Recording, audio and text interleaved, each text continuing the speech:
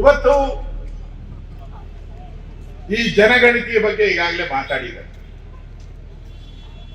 ಸಿದ್ದರಾಮಯ್ಯನವರು ಈ ರಾಜ್ಯವನ್ನ ಒಂದು ಮಿನಿ ಪಾಕಿಸ್ತಾನ ಮಾಡಕ್ಕೆ ಹೊರಟಿದ್ದಾರೆ ಅಂತ ಅನ್ಸುತ್ತೆ.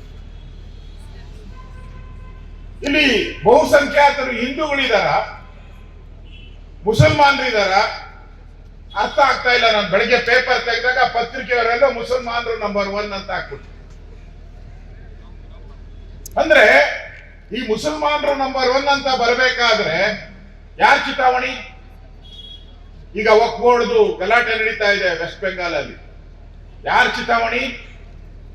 ಬಾಂಗ್ಲಾದೇಶದ ಚಿತಾವಣಿ.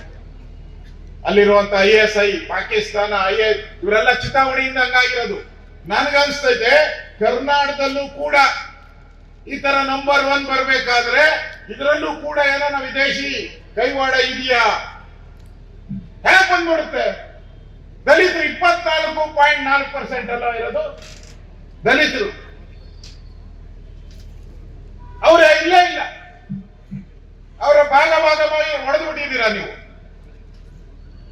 ಇವತ್ತು ಕರ್ನಾಟಕವನ್ನ ಒಂದು ರೀತಿ ಅಲ್ಲಲ್ಲಿ ಹಿಂದೆ ನಾವು ಪಾಕಿಸ್ತಾನ, ಬಾಂಗ್ಲಾದೇಶ ಹಂಚಿಕೊಟ್ಬಿಟ್ಟಿದ್ದೀವಿ ನಾವು.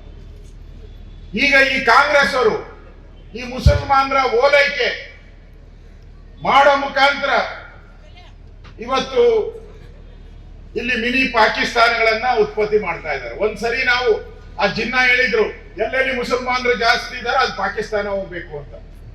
ಮುಂದೆ ನಮ್ಮ ಸ್ಥಿತಿ ಏನು? ಈ ಟೆರರಿಸ್ಟ್ಗಳೆಲ್ಲ ಸಿಕ್ಕಾಕೊಂಡಾಗ ಅವ್ರ ಹತ್ರ ಒಂದೊಂದು ಪಾಂಪ್ಲೆಟ್ ಸಿಕ್ಕಿದೆ, ಕರಪತ್ರ. ಅದ್ರಲ್ಲಿ ಏನ್ ಬರ್ದಿದ್ದಾರೆ ಗೊತ್ತಾ?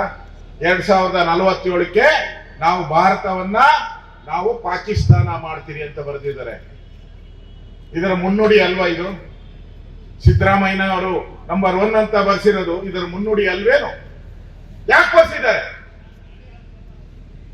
ಸಿದ್ದರಾಮಯ್ಯ ಇವತ್ತು ನಾನು ಅಭಯ್ ಪಾಟೀಲ್ಗೆ ಹೇಳ್ತೀನಿ, ಯಾಕಂದ್ರೆ ಅವ್ರು ಕಾಂಗ್ರೆಸ್ ಅವ್ರಿಗೆ ಹೇಳ್ಬೇಕಿಲ್ಲಿ ನೆಕ್ಸ್ಟ್ ಪೋಸ್ಟ್ ಹಾಕಂಗಿಲ್ಲ ಇಲ್ಲಿ. ಯಾಕೆಂದ್ರೆ ನೆಕ್ಸ್ಟ್ ಡಿಸೆಂಬರ್ಗೆ ಸಿದ್ದರಾಮಯ್ಯ ಮುಖ್ಯಮಂತ್ರಿ ಆಗಿರಲ್ಲ.